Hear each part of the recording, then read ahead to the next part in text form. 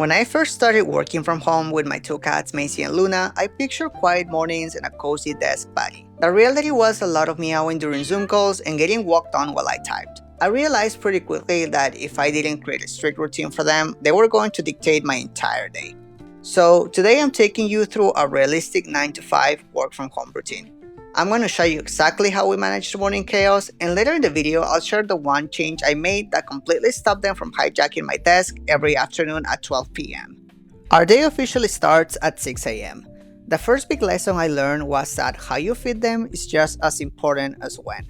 I used to feed them right next to each other, but Luna is a speed eater. She would inhale her food and immediately go after Maisy's bowl. That just stressed Maisy out, and honestly, starting my workday with cat drama spiked my own anxiety. By separating their feeding zones right from the start, they both eat in peace. It instantly sets a calm tone for the rest of the morning.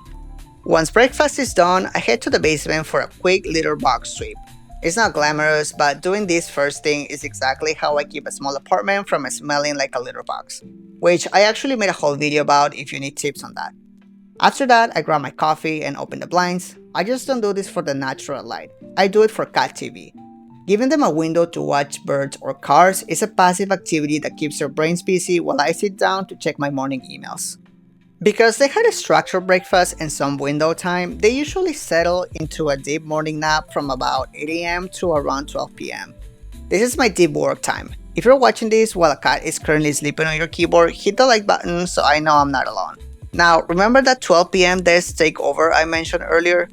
The biggest trap of working from home is the midday slump, when they wake up and decide that they're bored. They used to scream at my desk for attention. To fix this, I set an automatic feeder to drop a tiny midday snack.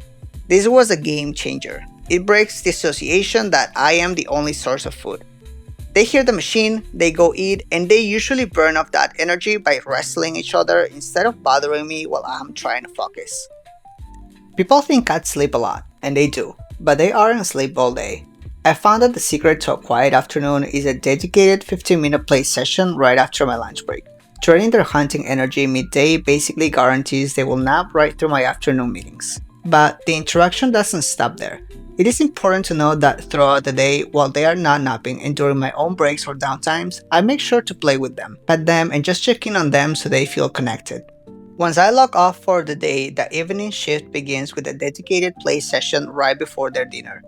There's a huge difference between them casually wrestling each other during the afternoon and real active hunting play with a wand toy. Then, after they eat and right before I go to sleep, we do one last 15-minute sprint to make sure that they run and jump. Draining that final bit of hunting energy right before bed is the absolute best way to make sure they sleep through the night without getting the 3 a.m. Zoomies, which is a whole other struggle I've actually made a whole video about.